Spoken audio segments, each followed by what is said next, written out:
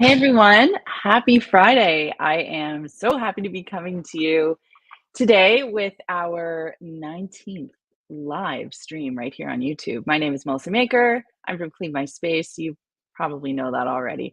And I'm really excited to introduce our guest today. He has been around for about as long as I have online, which says nothing about our ages. He does have better hair than me. It is Joshua Becker. So Joshua, why don't you come on? There you are. Wow. Hey. How are you? I'm good. How are you? Wonderful. Better hair than me. Not so sure about that, but thank you for the flattery. It is my pleasure. Absolutely. So Joshua, you are from Becoming Minimalist, and that is your website. That is the name of a lot of the work that you do. If you are interested, anybody in the audience, in looking up what Joshua does, that is essentially what he does. He went from living a really interesting life that had nothing to do with what he does now, and then had a moment of realization. Joshua, I'm going to have you share that because I think it's such a poignant story, and it shares how you got to where you are today. But why don't you just spend a little bit of time introducing Becoming Minimalist and where everyone can find you to the audience, and then we'll get into your story. Yes, wonderful. My home base online is becomingminimalist.com. Started the website 15 years ago when I was introduced to minimalism. Started out just as a place for me to write about what we were getting rid of and what we were learning through the process, an online diary, I called it.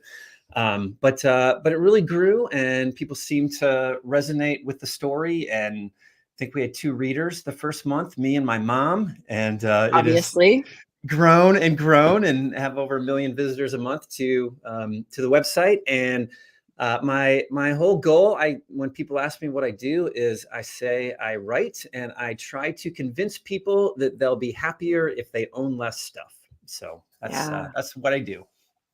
Yeah. And just if anybody wants to find Joshua, you can use his handle at Joshua Becker. You can find him right here on YouTube. You can also find him on Instagram and his website. So what I did want to ask the audience, of course, it just came up on the screen, is let us know in the comments where you're watching from. We always love to give you a shout out if you want to let us know. You also can ask your questions right there in the chat. You can drop those in the comments. There is something called super chats or stickers. If you're more familiar with the YouTube landscape, feel free to engage in that. Those are always fun for us to get. And we also, right here on Clean My Space, just launched our little membership program. So if that's something you're interested in, you can check that out as well. Before we get into the questions and we hear Joshua's story, which is really, really fascinating, I just want to let everyone know about what's going on over at Makers Clean this week. And Makers Clean, if you don't know, is our sister company that sells premium microfiber cleaning tools and more, just everything that you need to get your cleaning done efficiently and effectively. Spring is here, even though it's extremely windy and we had a snowstorm here in Toronto yesterday, but let's not talk about that because it was a hard day emotionally for me. We've got our kitchen kit on sale. We've got 2 OG cloths, 2 waffle cloths, and 3 scrub cloths in that kit. We've got our bathroom kit on sale, which is 2 OG cloths, which OG, it's like sort of like old guy or like, the original cloths that we have. Those are just our terry style microfiber cloths, and 2 glass cloths in the bathroom kit. And for Canada, we've got our spring cleaning bundle. We only have 8 left in stock, which is pretty exciting because it means that we're almost out and people love them. That's 5 microfiber cloths, a free spray bottle. You get 1 of the original cleaning cloths, 1 mini, 1 glass, 1 duo cloth, and 1 of our very famous waffle weave cloths. Joshua, is there anything you want to let the audience know that's going on in your website before we get into your story? Launching a decluttering course called Uncluttered. I run it 3 times every year, and we'll be launching that again April 17th. The way I describe Uncluttered is if you can read a book or watch a video and declutter your home, then you don't need to sign up for an online course. But if you're looking for something more than what a book or video can provide, then that is what the 12-week course offers. We offer community and accountability, weekly challenges, opportunity to ask questions of me and others in the group. And 75,000 people have used it to declutter their home all around the world. And looking forward for our spring launch, which is always one of our most popular ones. So good timing for this because it allows me to mention that. Thank you. I never know what to say when what do you want to talk about? I'm like, well, here we go. A couple of weeks we're launching that. So wonderful. I think you hit the nail on the head there. That's pretty great. And you have lots of people who tuned in to watch you here, Joshua. So that's awesome. So we're getting so many messages from folks. So thanks. I told them to come. I told them to come and ask me easy questions. Oh yeah. I told them to pop in and ask me easy questions. Yes. Wonderful. No calculus. Okay. So Joshua, for the Clean My Space audience, I mean, obviously your audience knows your deal, but I would love for you to just kind of give us a little intro. What happened in 2008 and how did becoming minimalist get started? Yeah, you're right that I was not living a minimalist life 15 years ago. I defined my life as I was living a pretty typical middle-class American suburban lifestyle. So we weren't missing any meals, but we weren't eating at the fanciest restaurants in town either, but we were getting by. And like most Americans, we, as years passed, we just continued to accumulate more and more stuff. I had 2 kids at the time. My son was 5, my daughter was 2.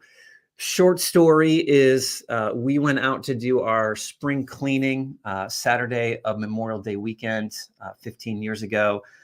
I went to clean the garage, ended up taking hours. My son, who was 5, was in the backyard asking me to come play with him. And at some point, after hours and hours of working on decluttering my garage and cleaning it out, while my son played alone in the backyard, I had this realization that all the things that I owned weren't making me happy, which we would all say. But even worse, I noticed that all the things I had accumulated over the years were actually taking me away from the very thing that did bring me happiness in life. My son in the backyard, and not just happiness, but meaning and purpose, significance, joy. And I think that's the light bulb moment that where minimalism starts to make sense, because no one thinks their possessions are making them happy. But the moment we realize, hey, all the things we own are actually taking away money, time, and energy that I could be focusing on something else more important, I think that's when it makes sense that I would intentionally decide to own less. Yeah, I just find those kind of aha moments so powerful because it's at that point where you don't need anyone to sell you on it. It's just a visceral change. It's something that you feel internally, and then you don't have to convince yourself to do it anymore. You're purpose driven, and I think that's what's so neat about your story. So the way that these live streams work is we pop into the comments and we kind of see what's going on here. And Joshua and I are sort of going to ping pong back and forth and just, answer questions as they come up. Any cleaning questions that you have during the live stream would be better suited for me to answer, so you're welcome to shout me out. And of course, any minimalism decluttering questions that you have would be better suited for Joshua. I'm good, but I think he's better. And I'm fully willing to say that. So yeah, even if for whatever reason I get a decluttering question, because what we do is we sort of divvy them up, Joshua, I'll probably throw it back to you because I want your opinion. And I'm gonna, as I yeah, understand, I try to answer the question and then you fix my answer, right? That's how this goes. I'm not going there, but I will let you fix Love to mine. have you. Love to have you solve Okay. anything I can't figure out. Alrighty. Okay, so here we go. I'm gonna kick it off with Marnie K. What's the difference between regular dish soap and concentrated dish soap? So you see a lot of these concentrate products on the shelves these days. We see it in laundry detergent, we see it in dish soap, we see it in dilutable cleaners. And the thing to know about concentrates is that they are designed specifically to reduce the amount of water that is used during manufacturing and transport of the cleaning product. Because the more concentrated the product can be on the shelf, you can then reconstitute it at home. You can dilute it at home, use your own water, which reduces carbon footprints, shipping costs, etc. So when you're using a concentrated product, that's really the jam. It's not necessarily that the product works better. It's just that you would either need less of the product to get the job done because of the concentrate, or the bottle should ostensibly last you for longer because you can then dilute it. So in the case of dish soap, if you're buying a bottle of just straight up one-to-one dish soap, unconcentrated, what you're paying for is the soap, the surfactant, but then you're also paying for water. Like, water is a big component of what you're buying in that bottle. Whereas if sitting on the shelf, you see a concentrate product right beside it, you can actually save quite a bit of money because you're buying a bottle, might be a little bit smaller, but that dish soap is going to last you for so much longer. So when I make my purchases, I buy the concentrate, but just remember that squeeze for squeeze in the dish soap landscape, you're going to need less of the concentrate than you would the regular. So Marnie, I hope that answers your question. Joshua, why don't you take the next one? See, that's brilliant because I was going to say the concentrated is a minimal bottle and the regular is less minimal. That's all. That's all I had. Well, Okay. that's a great point. Yes, there you I go. love it.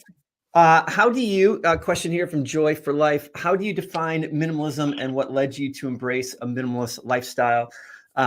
Shared a brief version of my story. Certainly there's a longer version of it. But the way I define minimalism, I think is really helpful for people. Number one, I just want to mention that minimalism is always going to look different from one person to another. A single person in their 20s is going to own something different than a family of 6 kids and they're homeschooling. A dentist is going to own something different than a mechanic or a writer or a teacher. Even if you live in the city or you live in a rural setting, like, you're going to own different things. And so I think that's very freeing and helpful for people. But minimalism is essentially about values and purpose and meaning in life. At least that's how I define it.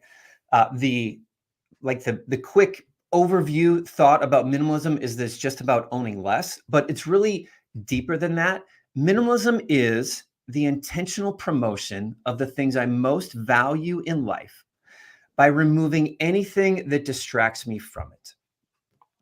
So what is my purpose? What are my goals? What are the things that are most important to me? What do I need to own in order to do those things to the best of my ability? And then what's all the other stuff, starting typically with physical possessions, but it could also be habits or relationships or things that we have on our schedule. I want to remove the distractions so I can live my biggest, best, most fulfilling life going forward. That is how I define minimalism, which I think is one of the reasons it becomes so helpful to people and so life-changing to people beyond simply just decluttering and owning fewer things. Yeah, I think when I have conversations with people about minimalism, or if we get comments or questions about it on videos that we've done on the topic, the fear is that you're living this austere life, and you're in a sterile space, you don't have things, It kind of strips you of your joy, and that just means that we've ascribed joy to our possessions. And as you say, some possessions genuinely do bring you joy, and you should have those. But it's more the stuff that doesn't bring you joy that just kind of takes up space, or sort of there because it's always been there, and we don't question it because that box, with the things has just always been there in the corner, and we just ignore it and it just lives there. So Yeah. you're right. It's about creating an intentional space, but not living in a space where you don't feel you belong, or it doesn't bring you happiness when you're there. Yeah. Yeah. So I Great. appreciate that definition. I love the detail that you went into about that. So yeah, I hope that answers your question, Joy. Okay, here's a question from Mackie Mac. Do I really need to separate colors in my laundry load? I mean, you don't need to, but you should. I think if, let's talk about needs versus wants. Like if you go to a laundromat and you only have time to do one load of laundry, and you're like, man, I got to get my colors, my darks, da, da, da, da, I got to get that all in there. What you can expect is that your clothes are all going to come out sort of muddied. So your darks won't be affected. Your colors might be affected. Your whites or your lights for sure will be affected. So if anything, what you might want to do is put your darks and your colors in one load and keep your whites for a separate load. You can also look into color grabber sheets. You can pick these up at, grocery stores, big box stores, online. Like, I think they're called color grabbers. Shout makes them, Carbona makes them. And they're essentially like a dryer sheet, but you put them in the wash, and they're designed to sort of flip flop around in the wash, and they pick up extra dye.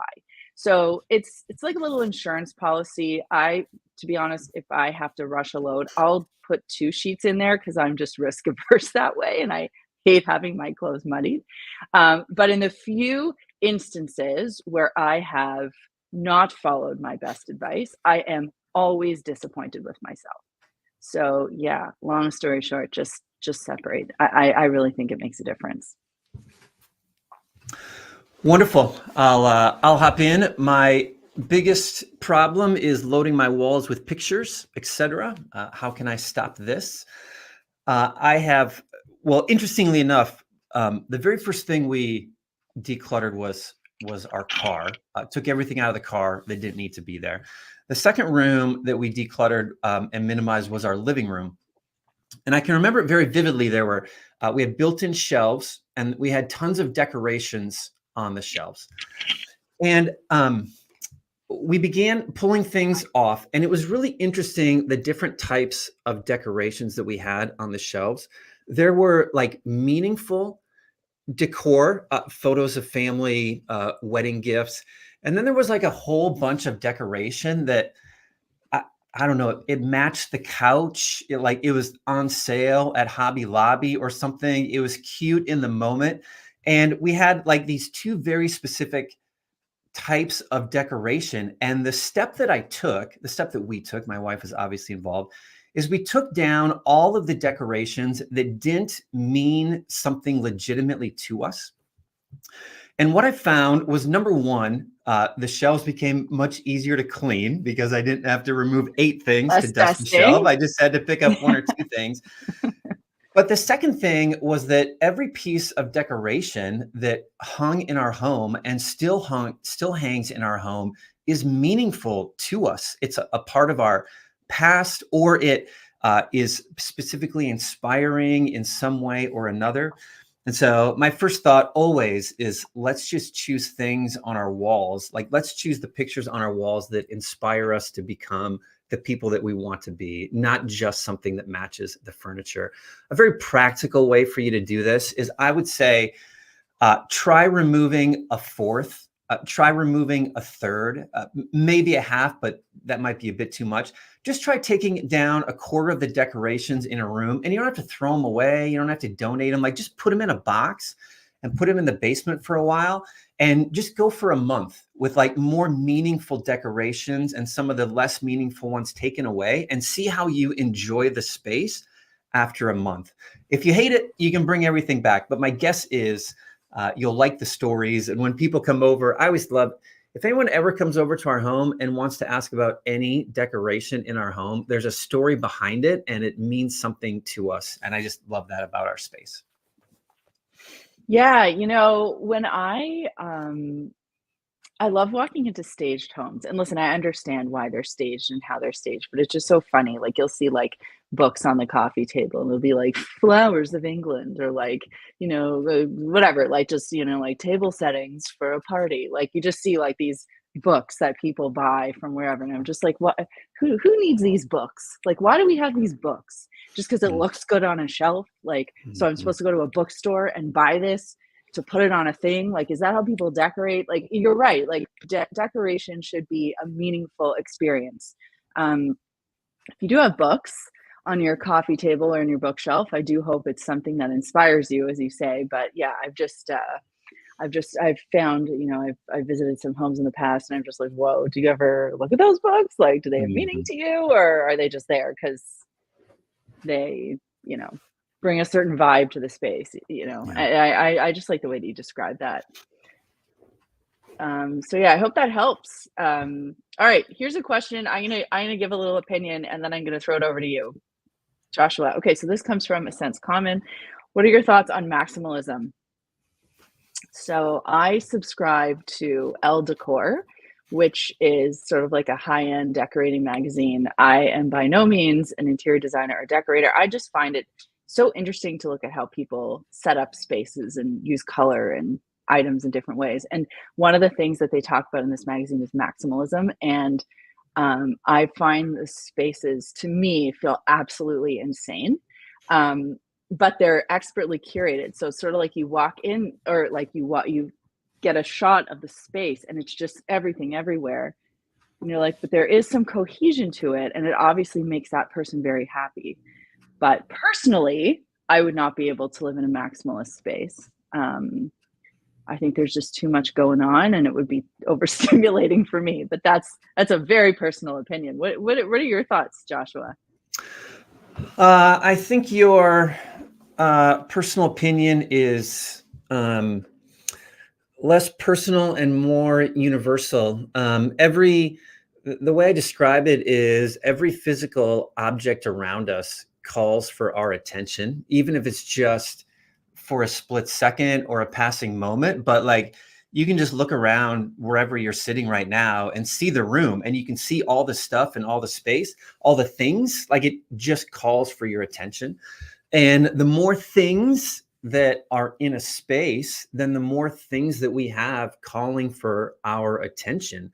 And it does very much become not just physical clutter, but it becomes visual clutter, and it becomes mind clutter. And I mean, if you just close your eyes and picture yourself in a really cluttered room and picture yourself in a really tidy room, like you can just feel the difference. Even with your eyes closed, picturing your Yeah. like just the weight, the burden on your shoulders of a really cluttered space. And it's just because clutter is very very overwhelming, and I don't think we appreciate the burden of it till we begin to remove it. So Yeah. So you're not a maximalist. You're not going to be decorating a it's very space in funny. a. I minimize my possessions so I can maximize other things in my life, if that makes sense. I Oh, want to own it less stuff does. so I can maximize relationships and impact, and being my best self and making the biggest difference in the world that I can. That's how I talk about maximalism. That is an absolutely beautiful way to define it. I love that. Wonderful. You take the next question. This one's yours. Good, got it. Sweet chick, thanks for joining us. What if all the stuff is kid stuff? Why is so overwhelming? How to get kids to declutter toys. Oh, good. I see we have 3 questions about kids' toys. Got it. Now I understand the question. Oh, so good, so important, and I have an answer that you are not going to like, but it is this. Whenever I speak to families, like the first question almost always is, what do I do with all of my kids' stuff? And I always make a point to say it is entirely unfair for you to be motivated towards minimalism or decluttering or owning less. Like, I want to own less stuff so it's less overwhelming. It is entirely unfair for you to start that process by making your kids get rid of all their things. Like you need to do your own personal work. I know it's always easier to see everybody else's clutter, and it's easy to see, and kids aren't that good at putting things away, but a lot of adults aren't that good at putting things away. But you do your own work. Like you do your living room, you do your bedroom, you do your clothes closet, you do your kitchen. And as you do that, first of all, your kids are going to see you doing it, and they're going to maybe ask why, and you're going to be able to explain it. They're going to see you doing this in their home, and they know eventually you're going to get to their space and their home. And so they're ready for it. But more than that, you just learn some of the emotions that come with it. You learn some solutions that work for you. You get to set that example of going first. And certainly there are some things that we can do when it comes to getting rid of kids' stuff. But I'm telling you, if you do your own things first, like declutter your garage all the way so that you can park in it, you'll find it much easier to address it with your kids' stuff. When it comes to kids' stuff, include them in the process. Set physical boundaries, I think are very helpful. You can have as many toys as you want that fit in the closet, fit against this wall. You can have however many shoes you want that fit in your closet, or collections that fit in this drawer, artwork that fits in this box. And then that empowers them to make decisions about what to keep and what to get rid of. But you've kind of set that physical boundary for them. Hope you find that helpful. It's a good question. Yeah, I like that about the physical boundaries and sort of empowering them to make their own choices. I know when I go through clothing with my daughter, so I receive hand-me-downs from 3 or 4 different girls who are older than my daughter, and all the moms know I'm extremely grateful to be in receipt of those hand-me-downs, and then I save everything for my niece. So yeah, I just have this whole train of clothes that have been worn multiple times because I just Yeah. don't believe in spending money on clothes that children are gonna wear to get covered in food and crayons and paint and markers and all the Yeah. rest. So, And they wear them, um, for such a short period of time, and then they're on to a right, different right. size, It and just, there's always it's, someone who needs it. Good for you. I love it. yeah, it's very hard to feel motivated to spend good money on kids' clothes. But whenever I receive stuff, what I do is I sit down with her and we look at the garments and I'm like, what do you think of this? Do you like this? Yes or no? And we sort then and there. And then I change her closet over and drawers twice a year. And I do the same thing with myself, where I will go through her, let's call it fall winter stuff, and I'll cull that just to get rid of anything that doesn't fit her, B, anything that's just ruined. And anything that's good, I'll pack up for my niece. Um, but yeah, we'll sort of go through it that way. I do the same thing with myself. But then when I bring out her spring summer stuff for the size that she currently is, we do the same process. We go through, we look at everything. Do you like this? Are you going to wear it? Are you into this? Or she doesn't like jeans. It's one of the girls that we get hand-me-downs from, shout out to Mira, loves jeans. And yeah, my daughter has no interest in them. So, I just have to pack the jeans up and pass them on. But yeah, clutter can build up quickly, but when you sit down with your kid and you get their feedback and their opinions, they feel like there's ownership in the process and they can commit to it as well. You know, And it's not just mindless, right? Like you want them to yeah. feel really dedicated to it so they can make decisions and have agency. One thing that's funny, other than the way you say process, is I stopped wearing jeans like 12 years ago or so when I decluttered my wardrobe, and man, I put on a pair of jeans What are now we and I wearing hate right them. now? I got the high is 65 in Phoenix today, so I got a long sleeve Okay. black t-shirt and my with my typical pants on. But I put jeans on now, and I just hate them. They're so uncomfortable. So anyway, Yeah. Talk to any woman, I'm she'll with you. corroborate that story. Yeah. Speaking of which, you know what? I wanted to talk to you about the black t-shirt because Chad and I were talking about this ahead of time. And we've noticed, you kind of have the Steve Jobs, Mark Zuckerberg thing Mhm. going on with the black t-shirt. Can you talk us through that? A lady named Alice. Well, there's a long story, but a lady named Alice Gregory wrote a story, interestingly, for J. Crew one time, and she said the easiest way to become iconic is to wear the same thing every day. And she made this great point. She said, like, we crave consistency. If you read a children's book, like a children's book series, the character usually wears the same clothes in all of the books. And so And they we wear like, the same, yeah. Yeah, Like The like Simpsons, Peppa Pig, they're always wearing yep. the same things. Yeah, we crave the consistency more than we think that we do. And so I went through there's an experiment called Project 333, and it's just a 3-month experiment. You commit to wearing 33 articles of clothing for 3 months. And I did it October, November, December in Vermont. So anyone who's like, I live in the winter, I couldn't possibly do this. I did it, and it legitimately changed. I found a style that I liked. I found a style that worked for most things and most events, and it was a black V-neck T-shirt and like not always khaki pants, but different colored pants. I'm not sure what the official word is for them. I have gray on right now, and then I have about 2 or 3 long sleeves, and don't need any more than that living in Phoenix. But so yeah, I'm almost always in a V-neck T-shirt. I have a couple white ones because they match all of my pants, but all my shirts match all of my pants. But I never do white T-shirts for videos because my filmer doesn't like the white, so I do the black. Yeah. Wow. That is a really interesting story. And I know reading about Steve Jobs and Mark Zuckerberg, they said it's just like decision fatigue, and it's just one less thing to think about in the morning. You just have a shelf or a closet full of black turtlenecks. You just pull one off the rack, Yep. and you don't have to think about it. And it's true, like putting an outfit together definitely takes time and effort, and it's one of the first things we do in the morning. So And it's not, it is the every single day aspect of it, but it's more than that. It's like going shopping. Like I don't need to spend time researching fashions or even trying different brands or going to different stores or looking for things that are on sale or wondering if this is going to look good on me or that color is going to fit. Like when a shirt wears out, I just go get a new one. And like the time and money that we waste trying to wear different clothes is really pretty amazing. And I once had someone did the math. 33 articles of clothing equals over 10,000 different outfits.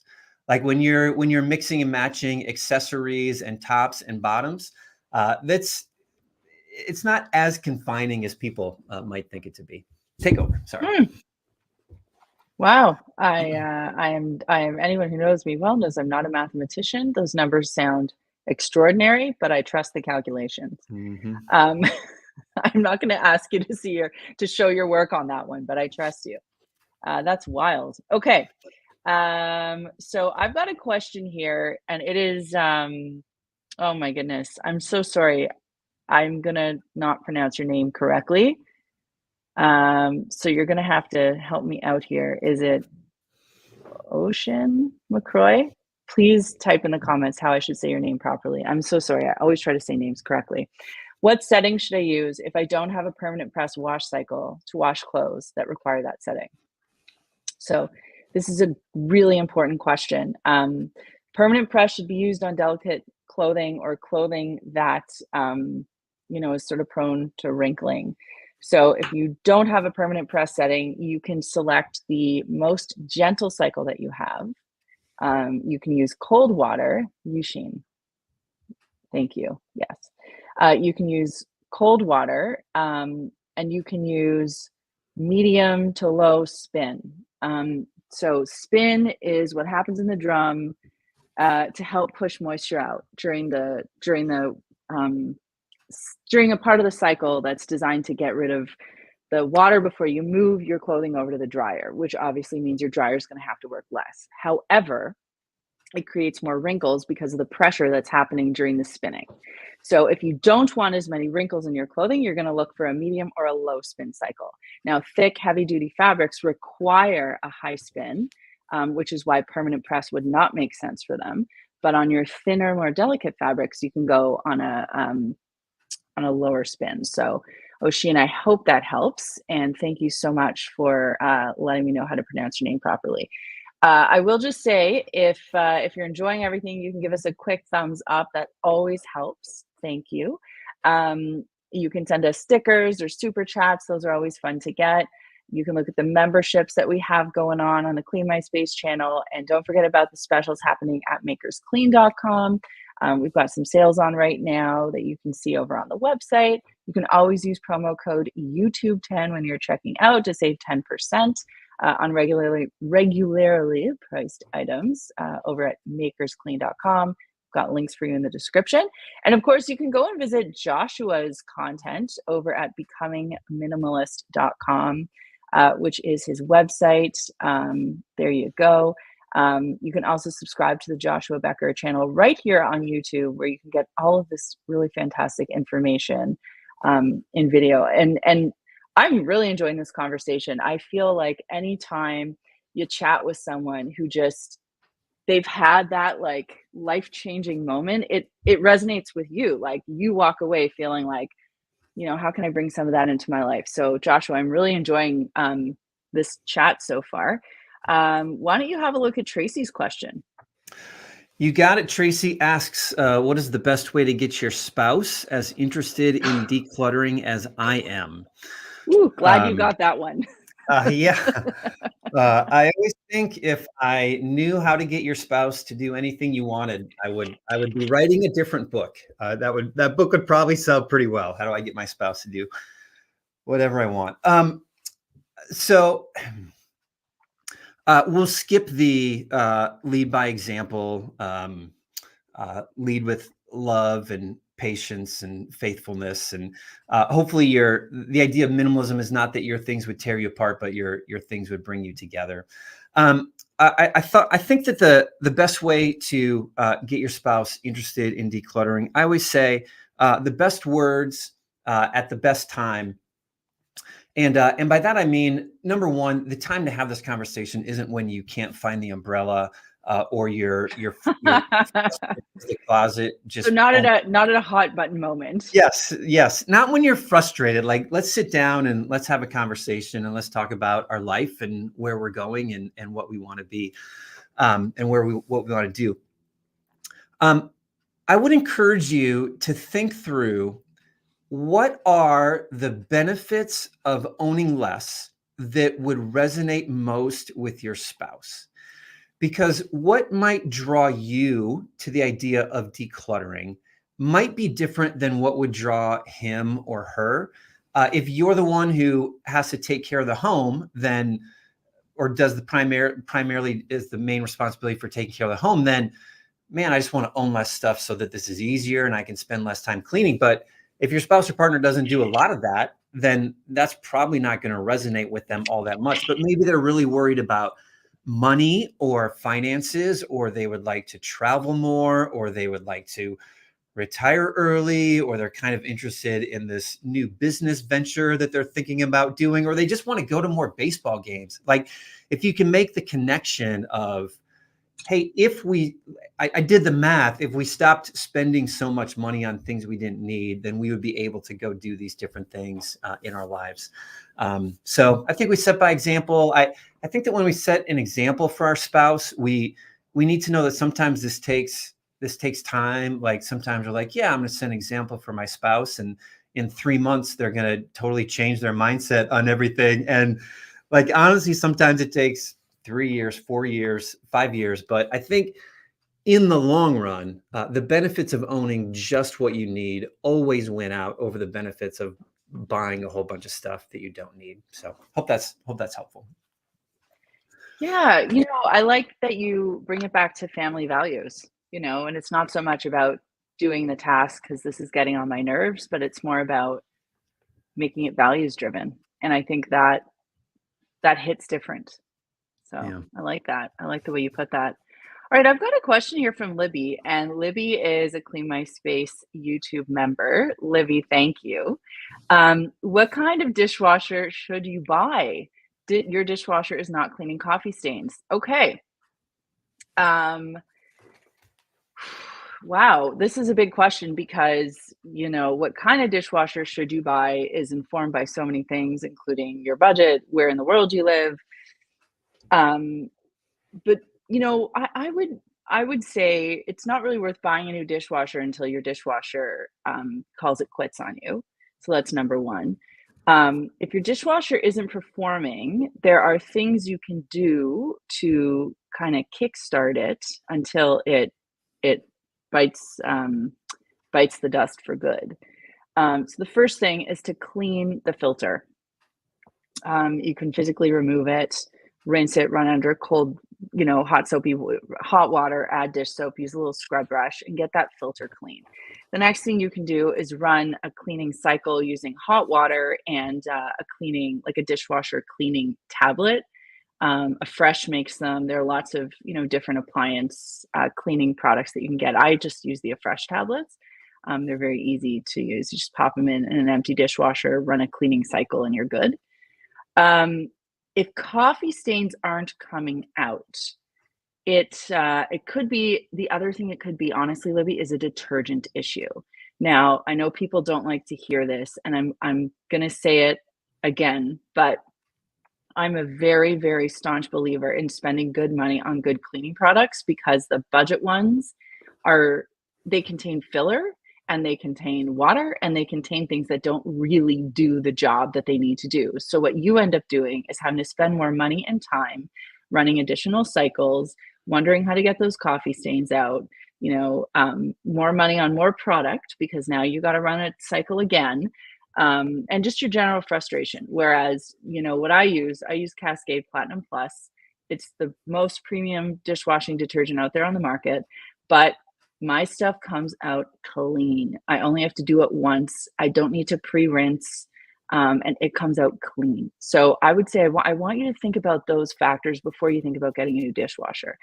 The dishwasher I have is by LG. It's the Quad Wash Pro dishwasher. I love it. I think a lot of you know that I work with LG, and I'm just a big fan of their stuff in general. I've had great experience with their dishwasher. I know a lot of folks like Bosch as well for dishwashing, and Miele. Let's see, I clean the filter, but there's water in there. This home is in Oklahoma. I use the Cascade pods. Okay. Look at Cascade Platinum Plus. When I was at P&G, we did a test where we looked at the regular, like all the different versions of Cascade, and the Platinum Plus, and obviously they're willing to show us the performance of their product across different categories. And the way that Platinum Plus performed compared to like base level Cascade was like night and day. So I would just say, like, if you're not getting the results that you want, let's look at the detergent first, which to me is a cheaper alternative than having to get a new dishwasher. So, Libby, come back next week and let me know.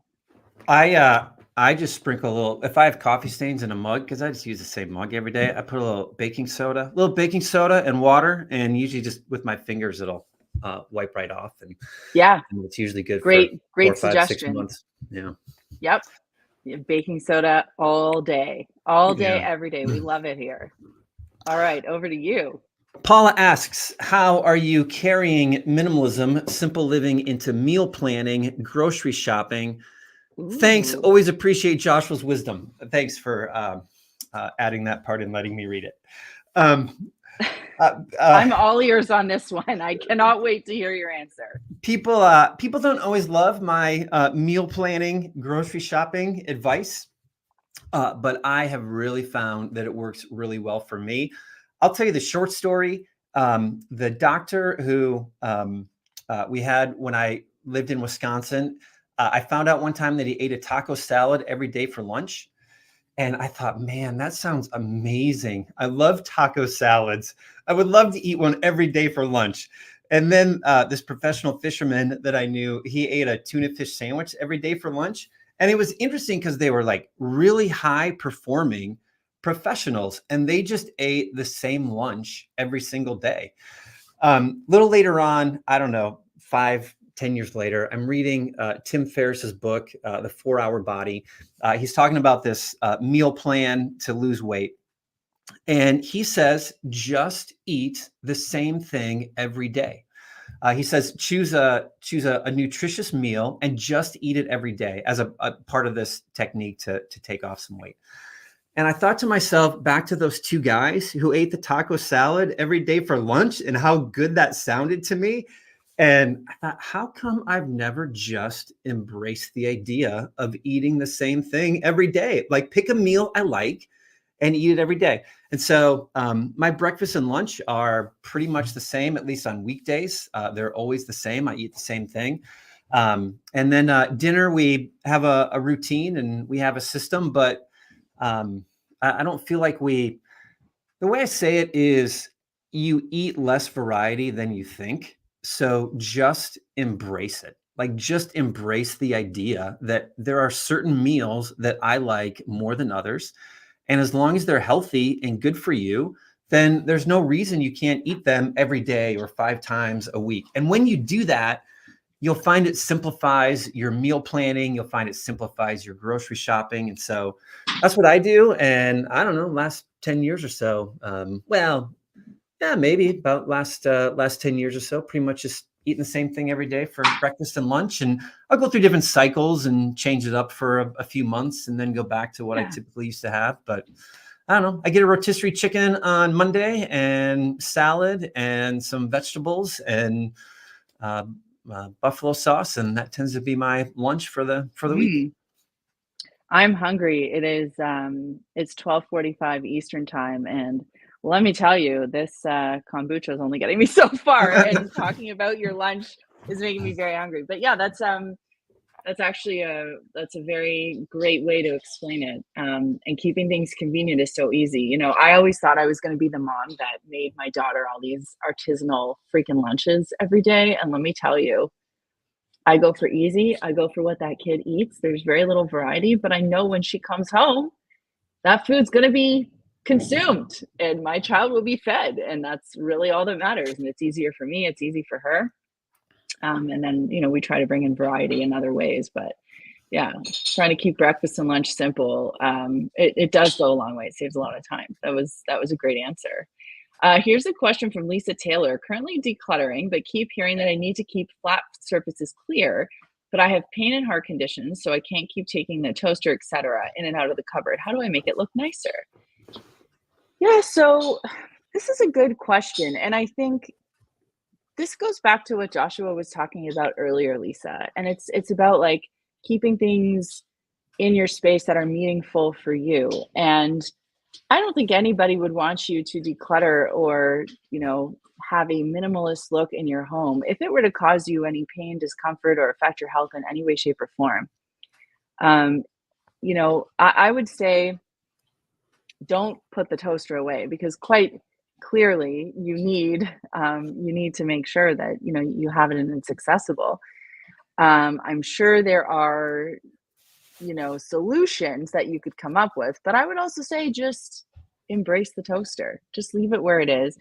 More than anything, the technique that I use is sort of parallel and perpendicular lines, so I always look at the counter and the other things on the counter relative to whatever it is that I'm trying to keep tidy, and I try to line the items up parallel to one another and perpendicular to any of the other angles, because as soon as you start having things sort of off kilter, that's when it looks messy.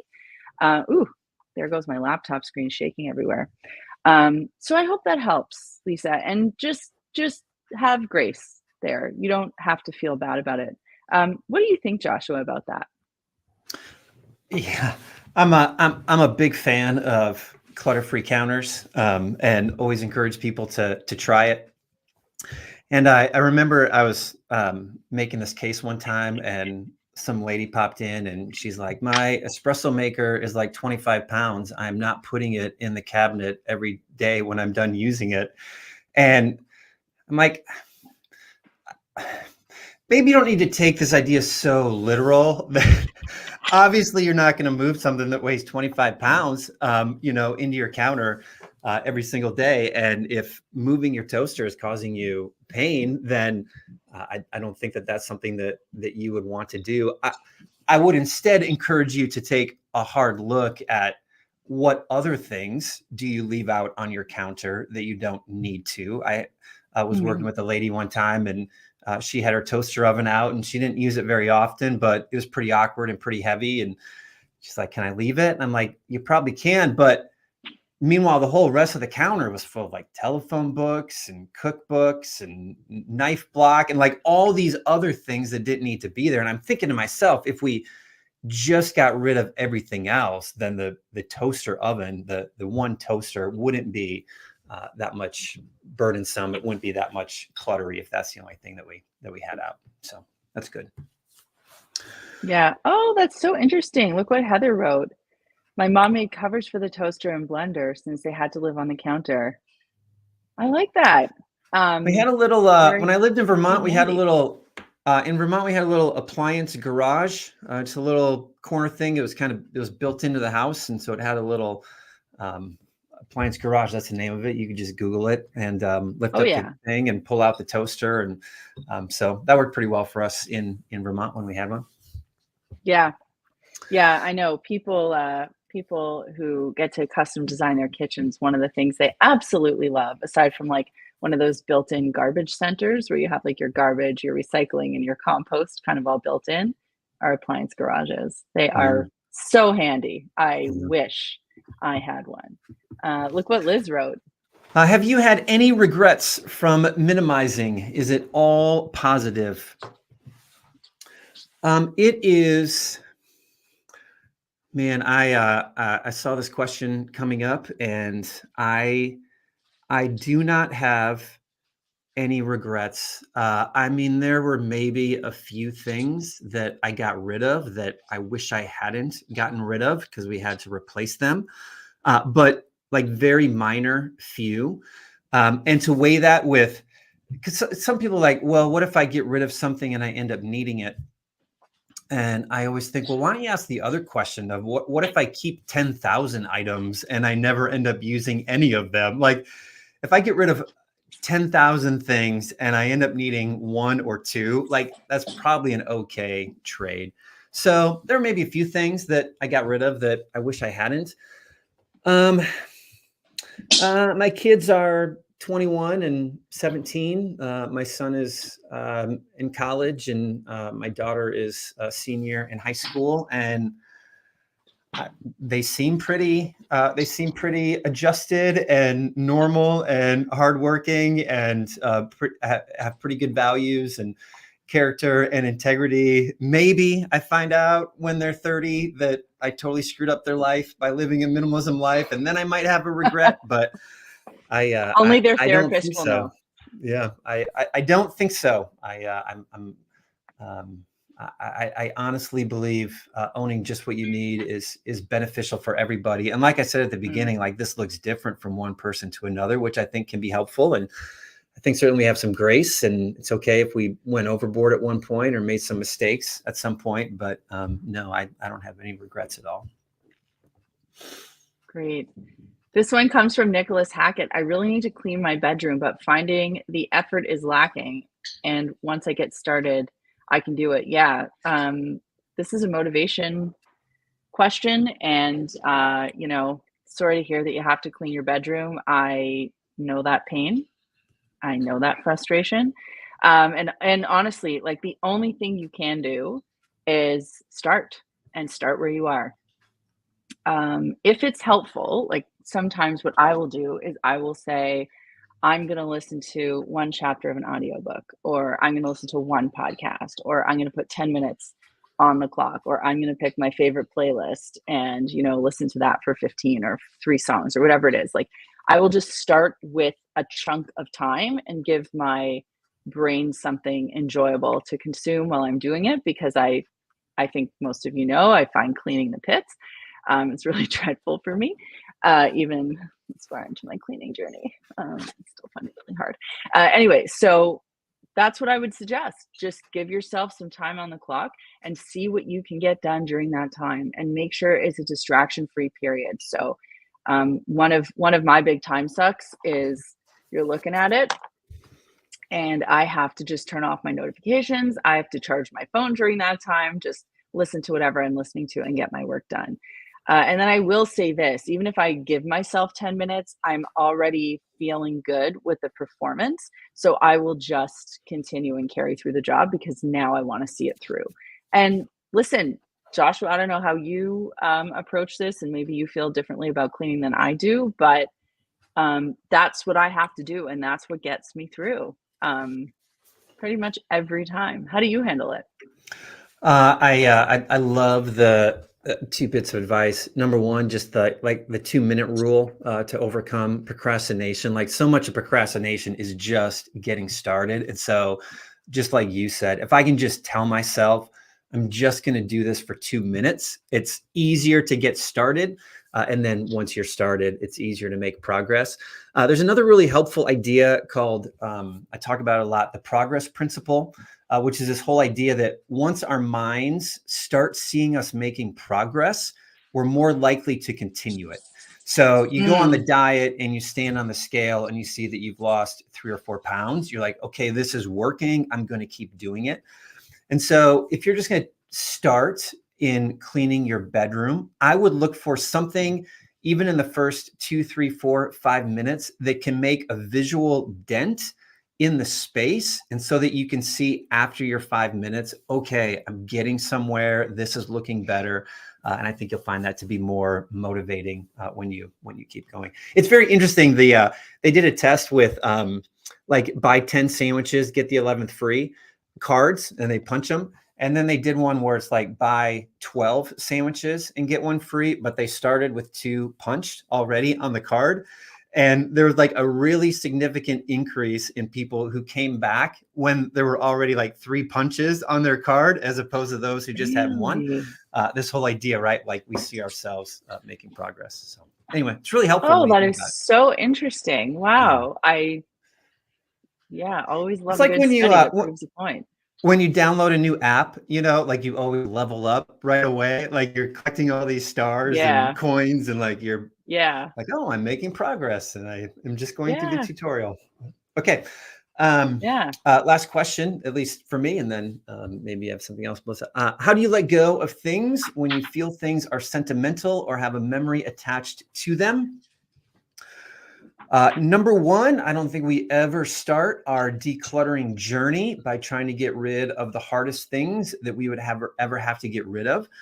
So start with easier stuff, start in easier places with things that you know you don't need. And as you make that change in your life and in your home, and you start to notice how owning less is benefiting you in very practical ways, then when you get to those harder things, you'll be more motivated. You'll be like, okay, I've seen owning less benefit my life in all these areas. Now, how am I going to make it work with my sentimental objects and my sentimental items? And so I think you're going to be more searching for an answer. When it comes to those things specifically, less is different than none. So I don't think you have to get rid of anything and everything. Taking pictures is always helpful. Studies that have proven this, it's easier to get rid of an item once we've taken a photo, because the memory isn't in the object. The memory is in our mind, and the photo can spark it just as much as the actual object.